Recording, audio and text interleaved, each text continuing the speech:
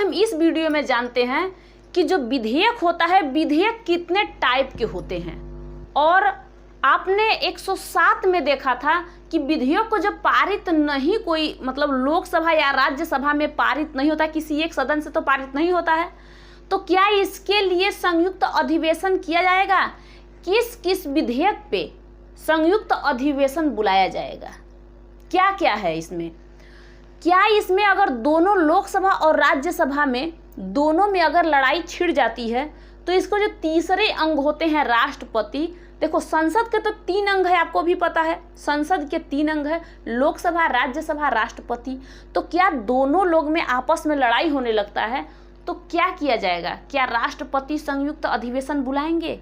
तो पहले हम जानते हैं कि जो विधेयक होता है, विधेयक कितने प्रकार के होते हैं, पहले ये देख लीजिए, इसके बाद आपको समझ में आएगा, तब आप समझोगे। 107 पढ़ा चुकी हूँ लेकिन टाइप नहीं बताई हूँ कितने टाइप के विधेयक होते हैं, ये चीज़ आपको बताऊंगी अभी। देखो हम बता देते हैं आपको विधेयक के प्रकार। विधेयक के प्रकार, अब इससे देखिए कि कितने प्रकार के होते हैं, तो हम एक बार इसे देखते हैं। एक होता है साधारण विधेयक। साधारण विधेयक, ठीक, ध्यान से समझना क्या है। पहला होता है, मान लीजिए एक है साधारण विधेयक, दूसरा मान लीजिए कि है आपका वित्त विधेयक। दूसरा क्या है? वित्त विधेयक, ठीक है। तीसरे में समझिए ये होता है धन विधेयक। धन विधेयक। चौथा आपका हो गया, चौथे में आ जाता है आपका संशोधन, ये भी एक विधेयक है। संविधान में संशोधन, ये भी एक विधेयक है। तो यानी पूरे टोटल कितने 4 टाइप के आपने विधेयक देख लिया। कितने? 4 टाइप के आपने विधेयक देख लिया। मान लीजिए कहता है अनुच्छेद 107 कि विधेयक का पूर्व स्थापन, यानी कि अगर कोई सा विधेयक कोई ड्राफ्ट तैयार करके, प्रारूप तैयार करके उस विधेयक को लोकसभा में लेके जाता है, लोकसभा में जाने के बाद लोकसभा या राज्यसभा से किसी एक सदन से पास हो जाता है, किसी एक सदन से कोई विधेयक पास नहीं होता है, उसके लिए राष्ट्रपति के पास भेजा जाता है। अगर पास हो जाता है राष्ट्रपति के पास जाएगा, वो अपना साइन सिग्नेचर कर देंगे तो वहाँ पे विधेयक पास हो गया। अगर नहीं करते हैं तो विधेयक पास नहीं हो, मतलब राष्ट्रपति कर दिए तो अलग बात है, और नहीं तो ये दोनों आपस में लड़ जाते हैं। राष्ट्रपति के पास मतलब गया ही नहीं, राष्ट्रपति देखते रहे कि अरे आज तो किसी न किसी साधारण विधेयक पे बहस हो रहा होगा, वित्त विधेयक पे, या फिर देखो एक चीज है कि धन विधेयक या जो संशोधन है, अब राष्ट्रपति पर महाभियोग, किसी पे महाभियोग लगाने के लिए इसमें संयुक्त अधिवेशन नहीं बुलाया जाएगा, लेकिन इन पे संयुक्त अधिवेशन बुलाया जाएगा, ठीक है। लेकिन अब हमें समझना है क्या चीज़ कि अगर किसी भी विधेयक पे बहस करना है और उसमें दोनों लोकसभा और राज्यसभा, कौन कौन सभा है भैया? एक लोकसभा है और एक राज्यसभा है। मान लीजिए लोकसभा है और राज्यसभा है, इन दोनों में आपस में बहसाबहसी करने लगे कि ना कौन से मंत्री कोई सा विधेयक पारित करने के लिए लेके आए हैं कि हमारा विधेयक भैया पास करिए, हम आगे कोई काम करें, खर्च करें, कहाँ पे क्या करेंगे, इसके लिए एक ने पास कर दिया, दूसरे ने पास ही नहीं किया, दूसरे ने पास कर दिया, इसने पास ही नहीं किया। अब यहाँ पे राष्ट्रपति बैठे हुए हैं कि हमारे पास कोई सा भाई विधेयक आए, कोई सा बिल आए और हम उस पर साइन करें, अपना काम स्टार्ट करिए। ये राष्ट्रपति के पास पहुंचा ही नहीं। राष्ट्रपति को पता चला कि हमारे पास कोई विधेयक आया ही नहीं, वो क्या करने लगेगा? वो कहेगा कि नहीं, आप लोगों ने हमारे पास भेजा नहीं, आपस में दोनों लोग लड़ाई कर रहे हो। तो देखो जो संसद होता है ना, संसद के 3 अंग होते हैं, एक होता है लोकसभा, राज्यसभा और राष्ट्रपति। अब राष्ट्रपति कहेगा कि ना अनुच्छेद 108 के तहत संयुक्त अधिवेशन को बुलाया जाए, तो राष्ट्रपति ही संयुक्त अधिवेशन बुलाता है। जब राष्ट्रपति संयुक्त अधिवेशन बुलाया तो उसमें लोकसभा और राज्यसभा में बात होने लगा कि भाई इस बिल को आपने पास क्यों नहीं किया, क्या बात है। तो अनुच्छेद 108 कहता है, उसमें कहता है कि देखो संविधान जो संसद है, संसद में दोनों सदन को मिला के जो मेंबर हैं, जो सदस्य हैं, पूरे 790 हैं, और 790 में से कहता है कि आधा अगर आधा जो होते हैं उसका 395 जो मेंबर हैं वो मत दे देते हैं इस विधेयक के मतलब पारित कर दिया जाए, तब तो पारित कर दिया जाएगा। अगर नहीं देते हैं तो पारित नहीं हो सकता है। इसलिए 108 के तहत संयुक्त अधिवेशन बुलाया जाता है। संयुक्त अधिवेशन 3 बार बुलाया जा चुका है। 1961 में दहेज के विषय में, 1978 में और 2002 में। ये 3 बार संयुक्त अधिवेशन बुलाया गया है अभी तक।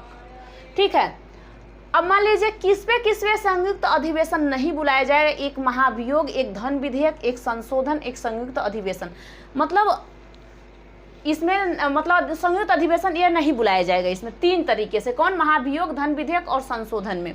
यहाँ पे आपने धन विधेयक देखा है, इस पे कोई नहीं आएगा, राष्ट्रपति किसी को भैया नहीं बुलाएंगे कि नहीं आप लोग आइए संयुक्त अधिवेशन बुलाया जाए, ना तो संशोधन जरूरी है।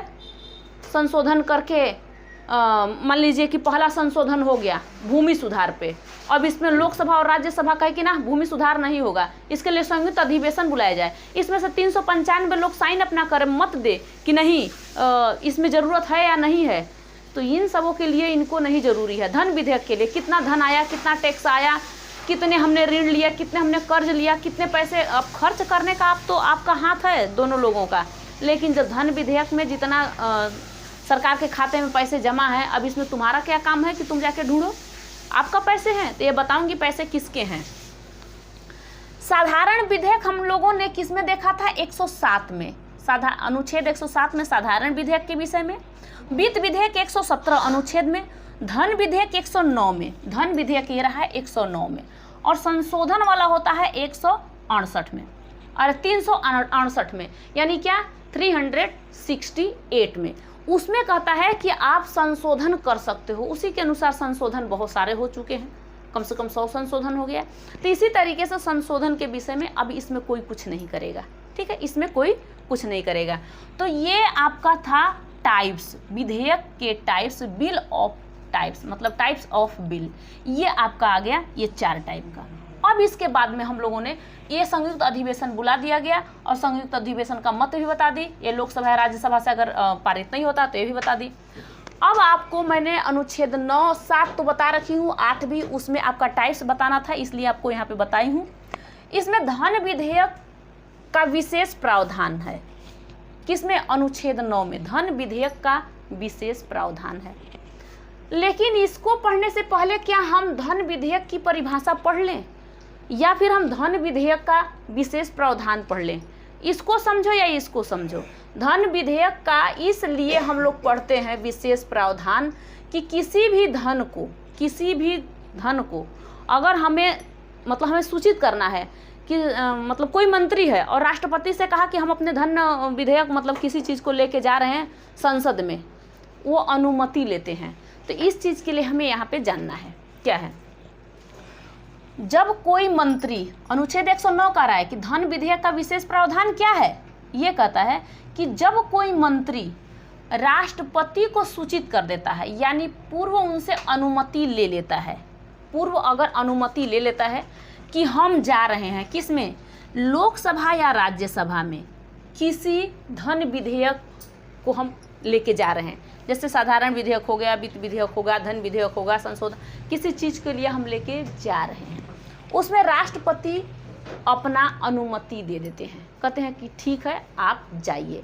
जब वो लोग संसद में चला गया, मंत्री अपने विधेयक को लेके, बिल को लेके संसद में पहुंच गया, क्योंकि देखो पहले उसने ड्राफ्ट तैयार कर लिया था, सब कुछ तैयार करने के बाद धन विधेयक में जा रहा है, उसने वो चला गया, मंत्री चला गया लोकसभा या राज्यसभा यानी संसद में वो चला गया। अब इसके बाद क्या राष्ट्रपति पुनर्विचार करेंगे? नहीं करेंगे, क्योंकि जब उन्होंने अनुमति दे दिया कि आप जाइए, हमने आपसे फ़ोन करके बात कर लिया कि हम जाएं तो आप बोल दिए जाइए, तो क्या आप पूछ सकते हो कि नहीं आप क्यों गई?